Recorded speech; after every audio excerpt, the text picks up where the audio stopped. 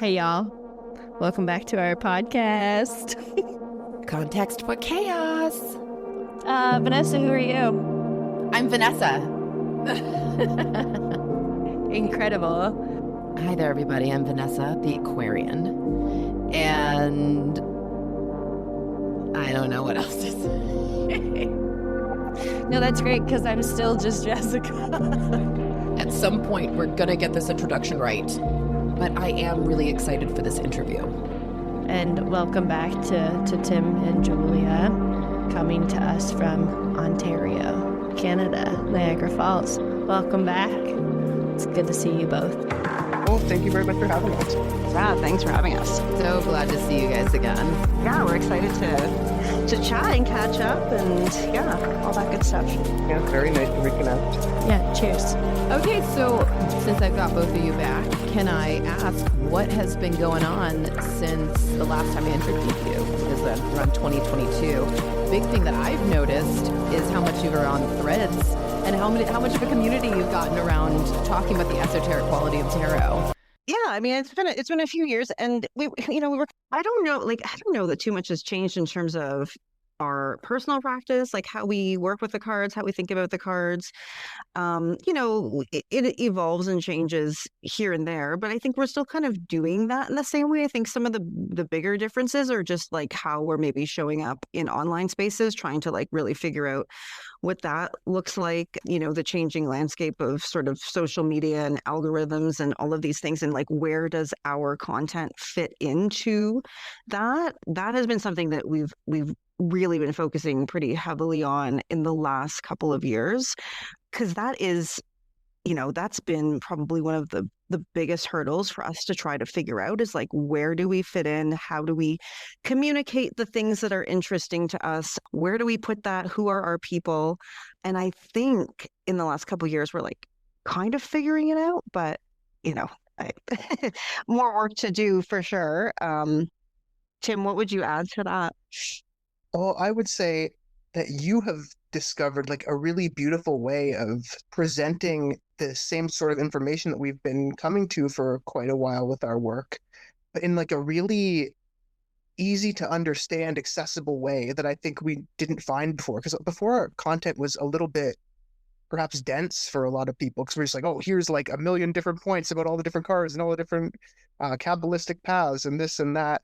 But it's like now Julia just has found such a beautiful way to express the same things, but in really concise language that gets other people just as excited about tarot as we are. So I think that's really nice. Yeah, and I'd agree with that. I'd agree with that on your Threads account, especially because it is so concise the way that you say it, and you'll compare 1 to 2 cards to 3 cards, and you won't necessarily state this is what the card means, but you'll string together a sentence that can elicit some self-reflection or forgiveness, or a little bit deeper of a thought than maybe I think people sometimes want to go, because we can overly rely on symbolism and that symbolism to give us some kind of rhetoric or conversation that's just a little too detached, I'd say. Yeah.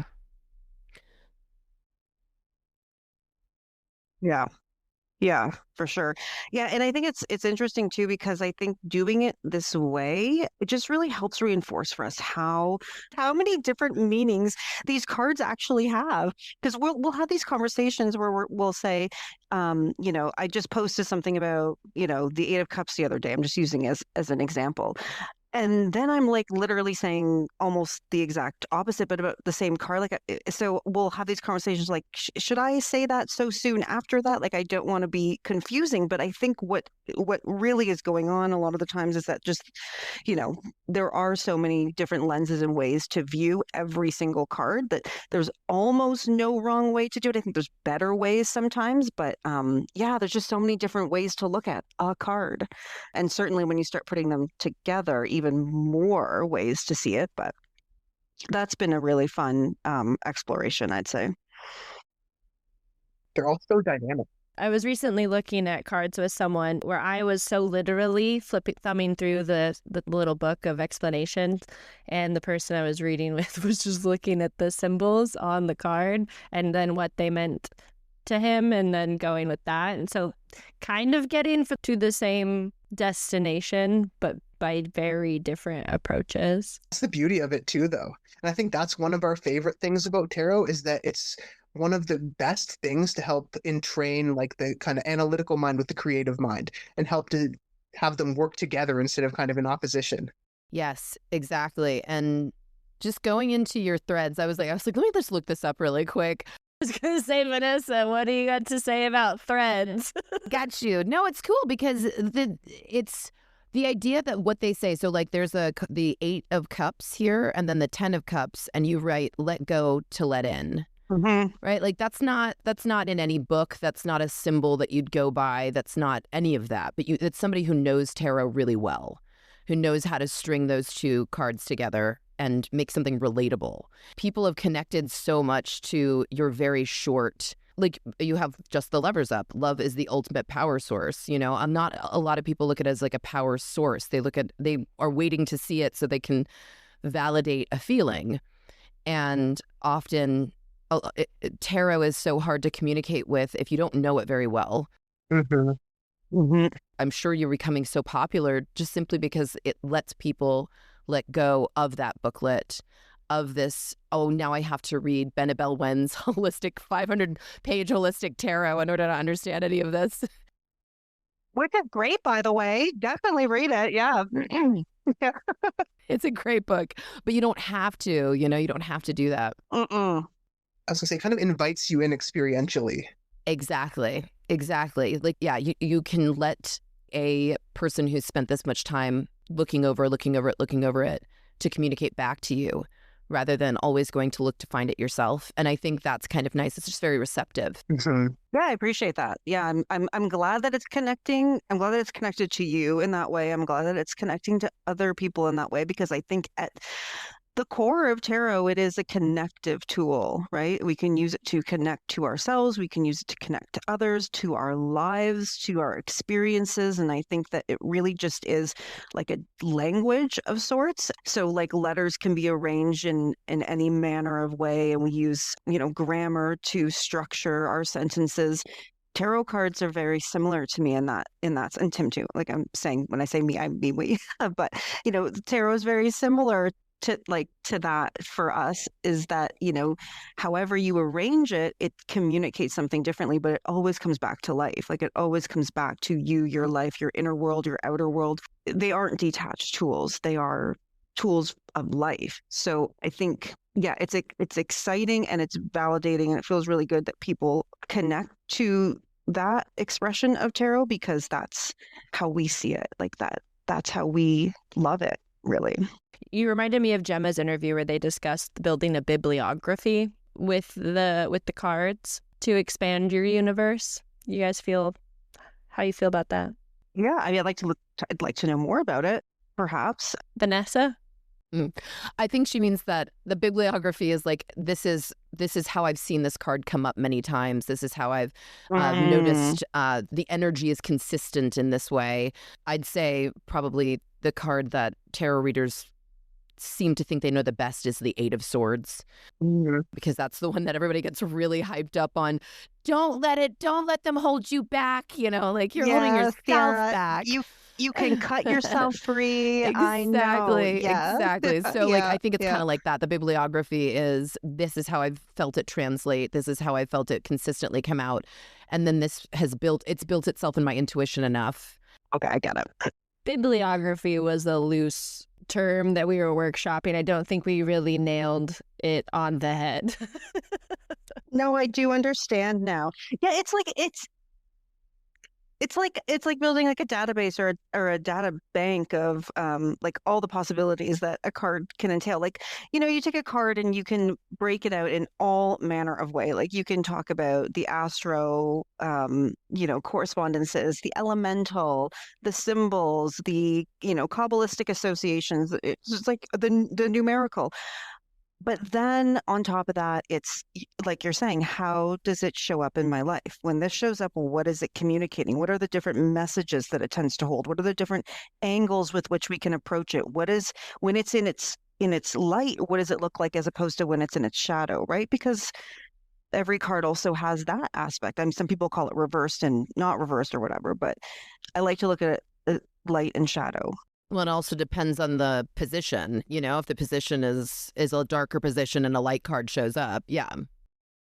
Sure, the position it landed in, exactly. The question you've asked, I mean, the number of variables to consider is great, but I think that's what makes it such a dynamic and interesting tool that can never get old, probably.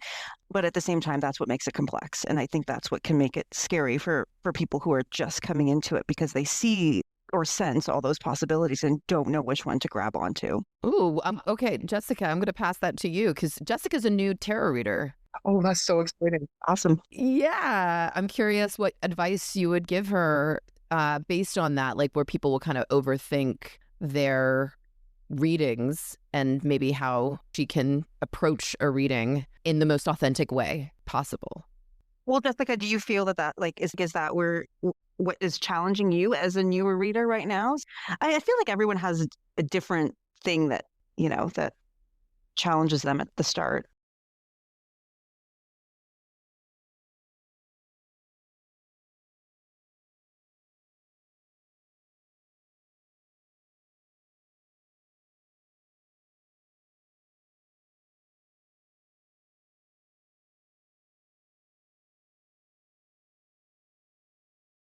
I currently just have relieved myself of any expectations of being of being good or bad at it, and because as I said, still thumbing through the book of literal translations and familiarizing myself with the cards. Because even it's interesting, even being new, I still I pull continuously the same couple of cards.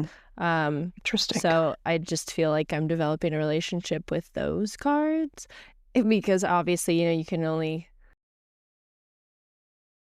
experience one vein of transformation at a time, even if many things are happening simultaneously. So energetically, we're very much at the beginning, and I haven't even considered of what lies beyond the small box that I am happily playing in currently, Yeah, but you know what? I feel too like that's a great space to be. Just to be in a curious space where you don't have expectations and you don't need to be great at it because it's not really about being great at it. It's about just connecting with it. So how I would say like that is what I would recommend to a new person is just don't have expectations. Don't worry about being right. Worry about being interested and connected and curious about what the cards are presenting to you.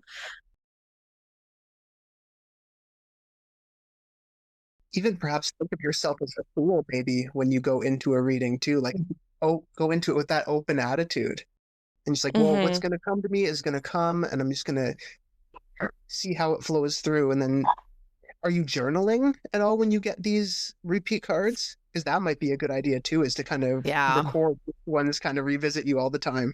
I hadn't for about a year, but maybe I'll get back to that. I'm gonna write that down.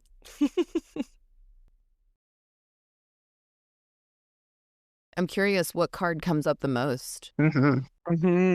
Oh, temperance. I don't know why I thought temperance. Well, that's awesome. Yeah. It's a beautiful card. Oh, well, what's your feeling about temperance? That was an interesting. Oh, I mean, the cards have been like hurting my feelings, but like, in a positive way. It's just kind of because everything's always telling you what you already know. Yeah. Like calling you out. Calling you out. Right. I've got a few cards like that. And it's kind of funny when you don't, like, sometimes I'll forget that I haven't seen a card for a long time.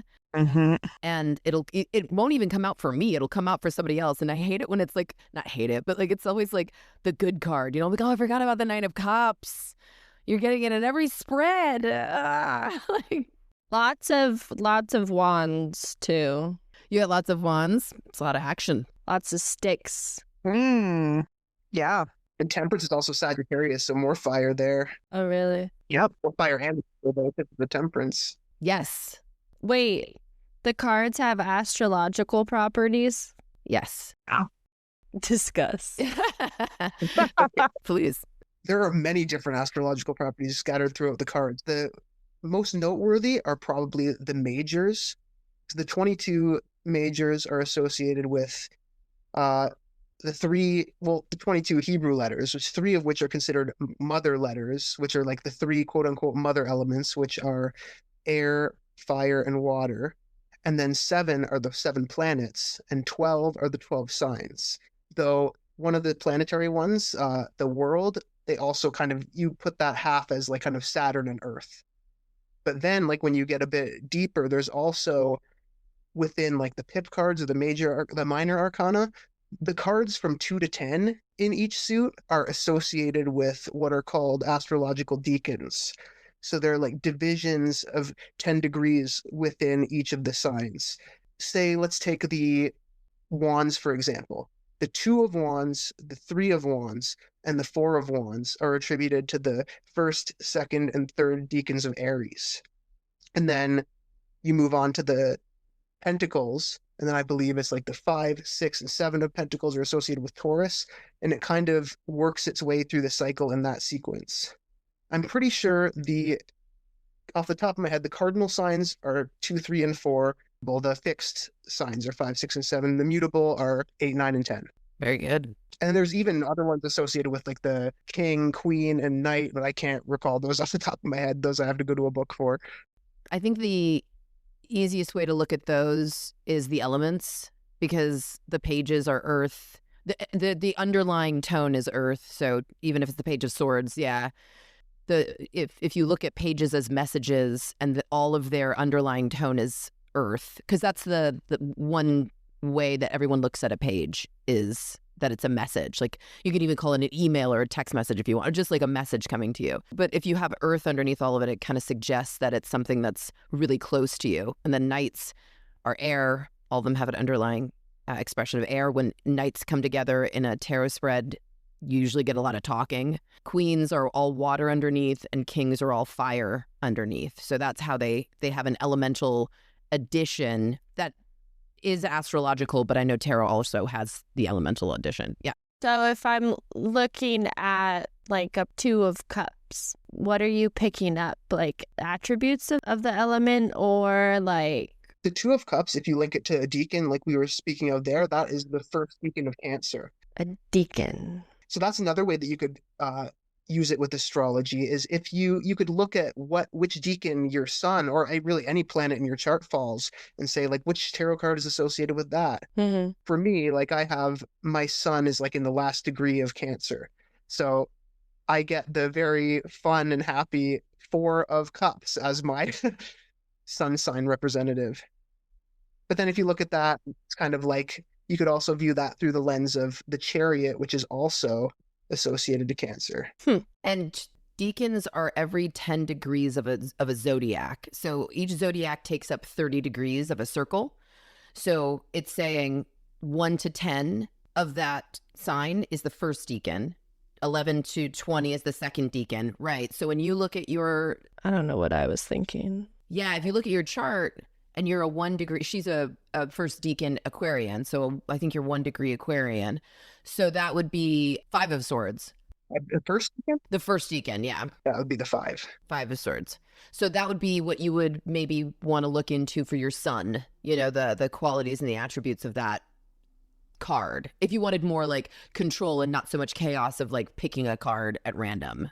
I see. Okay. So I was thinking from the opposite approach, but that makes more sense. And there also is, if you look for them, there's lots of great charts that just kind of have it right there for you as you're learning it, so you can just reference it pretty easily. Because like once you learn the pattern, it kind of sinks in after a while, but when you first start, having the chart for reference is very, very helpful. Okay.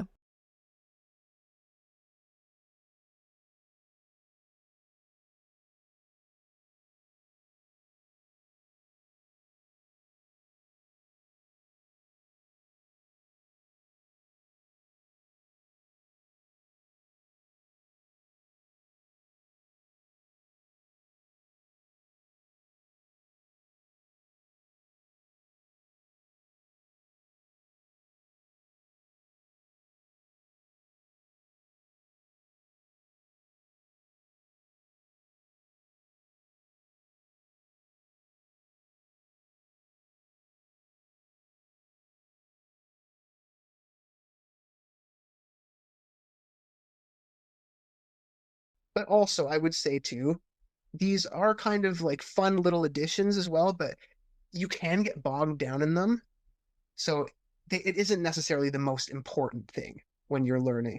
It's just a kind of cool thing to realize it is there. Yeah, thank you for that. Because overcomplicating things can sometimes make it less fun too, and like take the life out of it a little. Right, you can get tangled up in the strings. Yeah. Yeah. A big part in our philosophy and learning tarot is like following your inspiration and enthusiasm when it comes to it. Because if you make it a chore and not something that you're just excited for, it's going to be a lot harder to learn. Whereas if it's just this fun path of discovery, it kind of opens you up to this magical world of synchronicity and learning the cards. From that same person who read the cards really symbolically and their loose interpretation or their own interpretation of those symbols, I, I also experienced pulling 3 cards. Maybe it doesn't really say anything, resonate at all. Just pull 3 more cards. Okay, now we're cooking. Okay, now the cards are talking, and just keeping on pulling 3 cards until the conversation, quote unquote, conversation ended. That was a lot of fun. I don't know what you guys, yeah. I like that, like a whole like where you're just like, okay, let's just keep going. If it keeps inspiring more conversation, let's just keep on going. And I bet that's very, mind blowing in a way. You have no idea what the next card is. Yeah, there's a personal resolution that came from like what I was reading while he was pulling the cards. I kind of was just like cringing internally.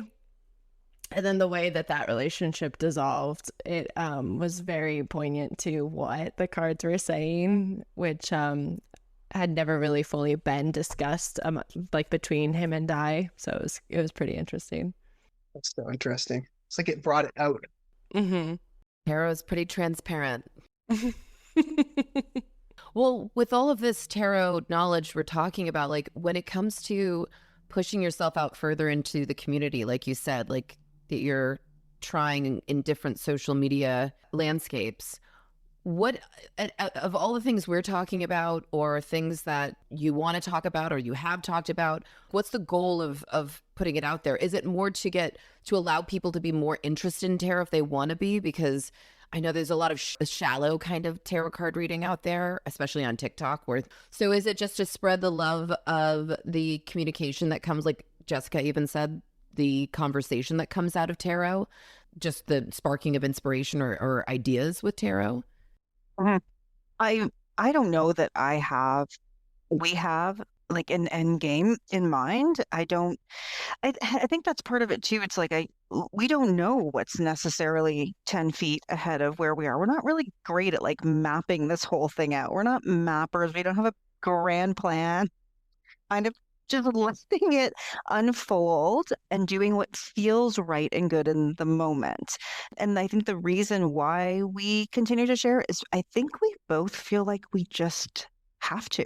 And maybe part of that is just, for our own sort of self-expression and creativity and that sort of thing. But it's like, I think when you really, really love something, you want to find a way to like put it out into the world somehow. And so all of these attempts to do so, whether it's, writing an article, doing something long form like that, or sharing something small on Threads or engaging with our Patreon audience, it's sort of like we just feel the compulsion to do it. I wish I had a more sophisticated answer for you, but that is kind of what it is, I think. And Tim, would you say something different or more, or? No, I totally understand that answer. Well, I could add on to it, I would say. I think like we have had more of a concrete idea in where we wanted to go before. Like, like every once in a while you have the desire, like, oh, I would like to do this rather than like my kind of day-to-day gig. But I think when we really tried to go in the direction of doing this more of a full-time thing, I actually think it kind of got in the way.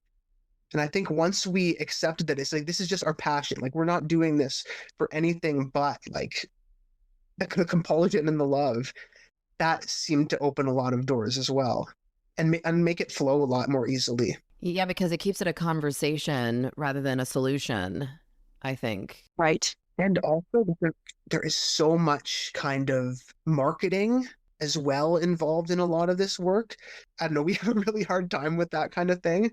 So, I don't know, it doesn't feel like us a lot of the time. Yeah, but I mean, and I think that's why I keep bringing up Threads, because that's where your community really flourished a lot. Like it really, and people there really enjoy a one-liner, or a like somebody kind of calling something out, but using a magical item in order to do that. And I think when you want to offer this kind of spiritual conversation to people, you do have to come from a place of open conversation, or I'm not sure what you need, or I'm not sure what will be impactful to you. Maybe this one didn't mean anything, but maybe the next one will. But it also just can't, like you said, it does get really heavy when you make it your full-time job, because then you have to be interesting.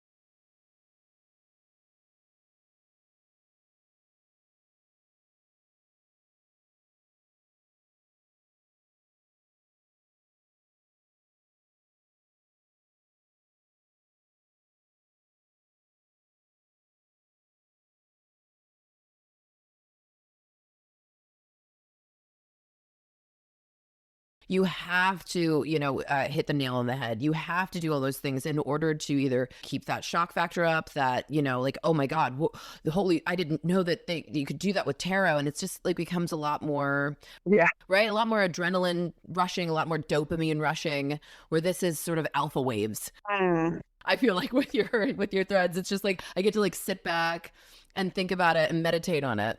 Yeah, it's a cool analogy. Yeah.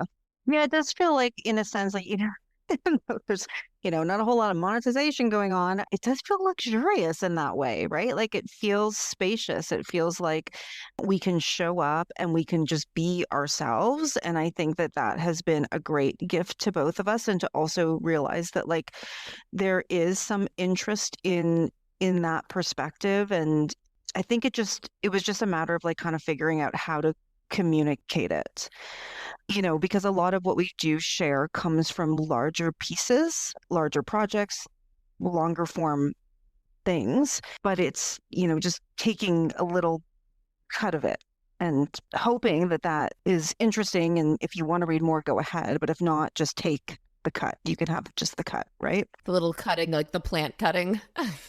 Yeah. Oh, that's perfect. Yeah. Yeah. Little piece of the pie or whatever, however you want to say it. Yeah.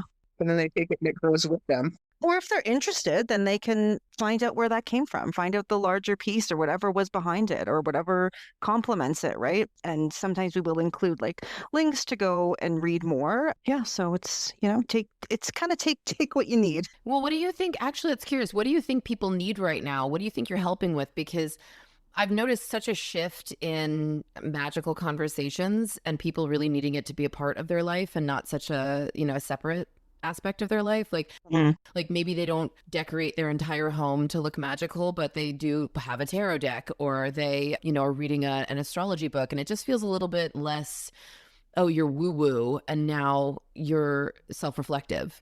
So what do you think that people are getting from these small morsels or these clippings from you?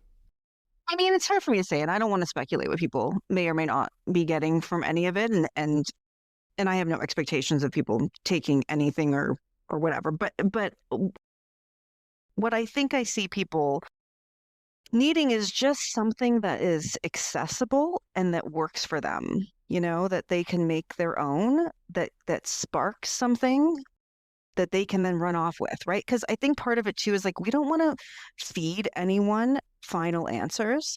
What we would rather do is just provide something that gets someone thinking about something on their own. And even if it's because they totally disagree with what we've said, that's okay too, right? It's just that take it and do something of your own with it. We'll never tell anyone what is right or wrong or how to look at something. I don't think that's productive. And that's not even what you do. Yeah, I think people need things that are accessible, that are, they want to feel like, that sort of magical feeling. And I'm not saying that's what any of this is doing, but I'm saying I think that's what people need. I think that's what they crave, right, in their lives. I know I did for a long time, and that's how I found myself in where I am today, by following that need for some kind of inspiration, magical feeling, whatever. Something else is going on in this world that is not like going to your job every day Right. and filling your car with gas and like all of these things that we have to do. It's just that desire to touch something else that is unknowable in a sense. I wonder if it's in part that need for identity outside of purchase, like being able to explore and express who you are and where you want to go and where you've come from without needing to buy something or like commit to it. Yeah. you're connecting with a friend or a fellow when you're reading the cards, and if it resonates with you, it's like you can explore yourself further and you can explore your own identity without, and you don't have to buy a shirt with a label on it. Yeah, I think that's huge. And since we've been alive, like in our lifetimes, like culture has been so geared towards making us have buy our identity and like sell everything and be like it's been just been so capitalistically oriented. Yeah. And this kind of moves us a little bit back towards the magic within us that they've kind of distracted us from, for lack of a better word, with all their shiny trinkets. Absolutely. The determining factors of who you are and your value is like where you're able to get or what you're able to achieve or what you're able to buy. Mm-hmm. Yeah, absolutely. And spirituality is innate. I think I was talking to Jessica about this last week, that I think a lot of us imagine that it was conjured or that we chose to be attracted to this, when in actuality, some people are very hijacked by some of it. Some people are on the opposite spectrum of, I'm not going to look at it at all. However, I'm going to look at the earth as magic. Even if atheists will say that the earth is magic, or that they at least have enough desire for humanity to be positive and do well by not subscribing to some kind of religious, spiritual entity or belief. And the people all in the middle are just like, I need to like feel the connection that I'm always kind of longing for, that void or that hole inside of us that we're looking for something, like Jessica said, like you're grasping at straws, and sometimes you'll pay for it, sometimes you'll commit to it, and sometimes you just don't want to. You just want to have a moment where somebody's recognizing you and kind of pulling you out of the doom scroll with something that makes you kind of feel, or makes you feel seen. And I think that's why it's really great. It's like it keeps it from this much larger thing. If you don't have to go all the way up there or commit like crazy to something.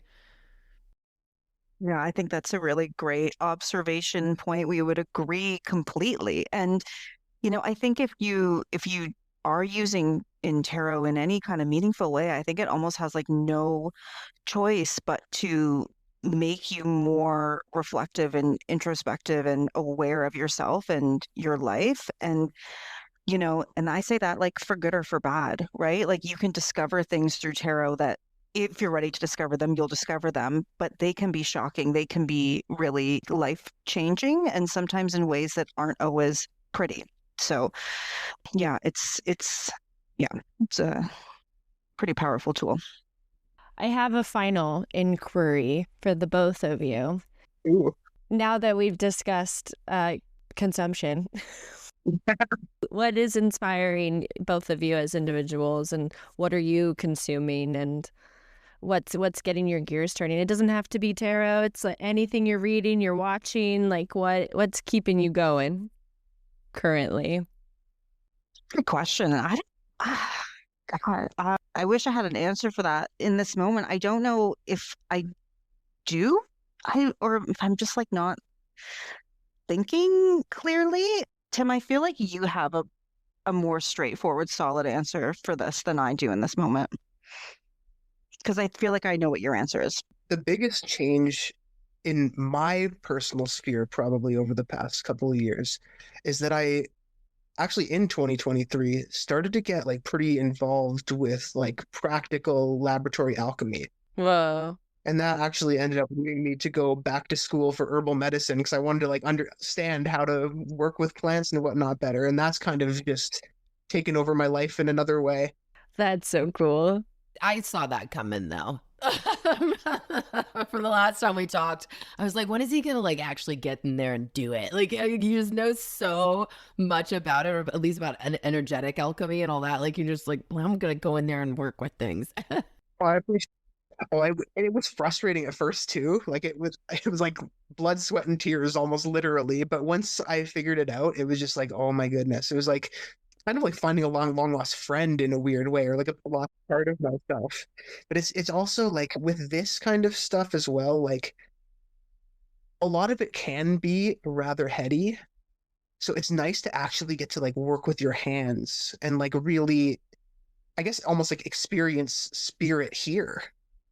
Because it almost like teaches you, like, I don't know how to explain it adequately, but it almost like demonstrates to you that matter is basically just like crystallized spirit.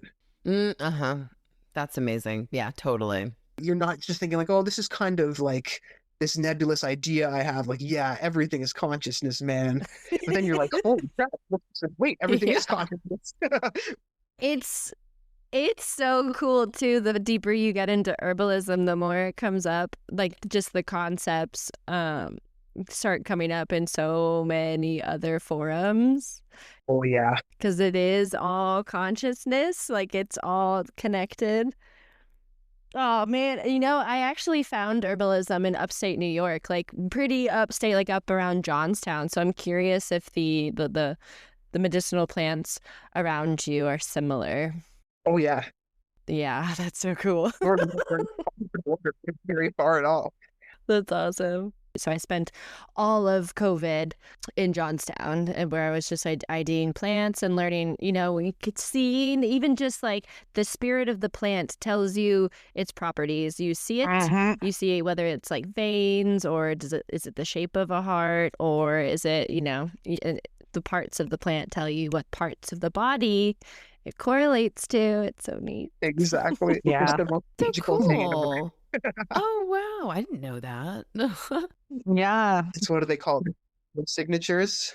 Signatures. Oh, it's called. Wait, that's what it's just called signatures. Yeah, plant signatures. It's like say like what's one like the color yellow. Yeah. Or yeah, yellow. Yellow oftentimes will be like a quote unquote signature for like bile or like the planet Jupiter. And it'll be something that will help like stimulate bile movement from your liver or gallbladder if it's a like cholagog versus choleritic. Mm-hmm. Oh, fascinating. Yeah, it's a whole other world. Wow. You get looking at the shape of the plant, like what it looks like, where it grows. It's like it all kind of gives you an idea into how it works. And actually, there's a man named Sage Popham Mm-hmm. who runs a school called the School of Evolutionary Herbalism. In his book, he teaches you a really cool method to understand and map out plants with tarot cards. OMG. This is so cool. That's amazing. Like, what's one kind of easy example I can think of off the top of my head? Like nettle. So the idea with this is kind of dividing it. What is the element of the plant? Like what is the planet of the plant? And then like what is the principle? Like salt, sulfur, or mercury. So with nettles, you can look at it and be like, well, it might be closer to like the salt principle of plants because it has like a high mineral content. And then a lot of the work that it does is on like the fluids in our body. So the element is oftentimes seen as water. And then it's a very like spiky kind of defensive looking plant. And it also involves like when you pick it in the spring, like the first like spring shoots of it, it's like really good for like seasonal allergies and stuff in your heads, which is like Aries. Oh, wow. But then you harvest it like around the fall, like around the time the sun goes into Libra, the seeds start to come out and it produces like a medicine that's really good for the kidneys, which are ruled by Libra. What? But then Scorpio season, the energy goes back down into the roots of the plant. And that helps like the prostate and male reproductive organs. So that's Scorpio. In one plant. Yeah. That's so cool. Ugh. If you put that all together, you can kind of almost see if you take like the picture of like Mars, Mars would be seen as like the major ruler of metals, but then you take like the element of water and the principle of salt. So like salt, sulfur, and mercury can also be attributed to the modalities in astrology. So it could be salt is like the fixed, and then sulfur is the cardinal, and mercury is the mutable. Incredible. So if you attribute it to those things, you could see it as the five of cups, Oh, whoa. because that is the first deacon of Scorpio in a water sign, and Scorpio's fixed, and it's also ruled by Mars. So it just kind of works out perfectly, and then it gives you kind of an insight into some of the esoteric ideas of that planet and some of the things that it might be doing on a more energetic level. It's incredible what we did with our mind before TV. Yeah, exactly. The amount of comprehension we had, and like how many patterns we could put together and how many ways we could string it around, and like like this one goes back to that system, goes back to that system, goes back to this system. It's incredible. It's how we had to move it ourselves. Yeah, it's incredible. I mean, like, it's just, I think just so much has been taken over for us. Oh, absolutely. Right? Like that to even imagine that kind of a mind is like, how did you do it? How did you do that? Yeah. So then, Julia, so did this jog anything for you, for anything that you're feeling inspired by? I think just the cards are always an inspiration for me. I feel like I'm in like almost like low consumption era right now. Like sometimes I'm going through periods where I'm like really taking a lot of things in, or like really into like a certain book series or whatever, blah, blah, blah. But I'm really in a low consumption era right now for whatever reason. So I'm just letting whatever comes into the day, whatever I'm sort of exploring within myself. I think I've been a little more introspective and reflective lately, like dealing with different things that are coming up. And I don't know if that's inspiring me, but it's keeping me busy. Oh, yeah, but I love that. I'll go through those where it just everything kind of comes to me, or I'm sort of more aware kinesthetically of my body or kinesthetically of things. And it's almost as if if I keep reading, I'm gonna like rip this book up. Like I can't Yeah. even like can't do it. Don't talk to me. Just I go in phases. Yeah. It's the plant path. I figured it out with Sasha Popham. Oh, the radio podcast. Yeah. Yeah, it took me a second. Sorry. But the plant path, totally digestible, total delight. Great time. amazing. Well, this has been awesome. Thank you so much for both of you coming back onto the show with us. I really, really appreciate it. I loved our last conversation. So I was lucky enough that a lot of you said yes to coming back on. Yeah. Thanks for having us. Yeah, such a delight to meet you both. Thank you for having me. Yeah, and you as well. Thank you both so much. You guys have just created something so beautiful here. Oh my Yeah, God. you have. Guys. Yeah. Nice. That's so nice. And everything is Spiral Sea Tarot. So Spiral Sea Yeah, Tarot it on is. Yeah. Instagram. All the things. Yeah. Got it. SpiralSeaTarot.com. And also her work is beautiful on SpiralSeaTarot.com as well. Like she does all of the photography on there. So when you see it, it is absolutely stunning. It's always been stunning. You know what? That was something that was like a real creative outlet for me, taking photos, and I haven't done that in so long with the cards. It's been a really long time. And I always say like, but I don't know, like the light, we don't get as good light here. I don't know. I'm making excuses, but That's very interesting that you brought it up. Ugh. Or well, that I brought it up and then you kept going with it. now that's just something else for me to think about, reflect on. Great. Yes. I love that. Oh my gosh. Well, thanks so much. Thank you. It was great chatting. Thank you. Take care. Okay. You take Okay, care. you as well. Have a good night. Bye, guys. Bye, Tim. Bye. Bye. Bye, Julia.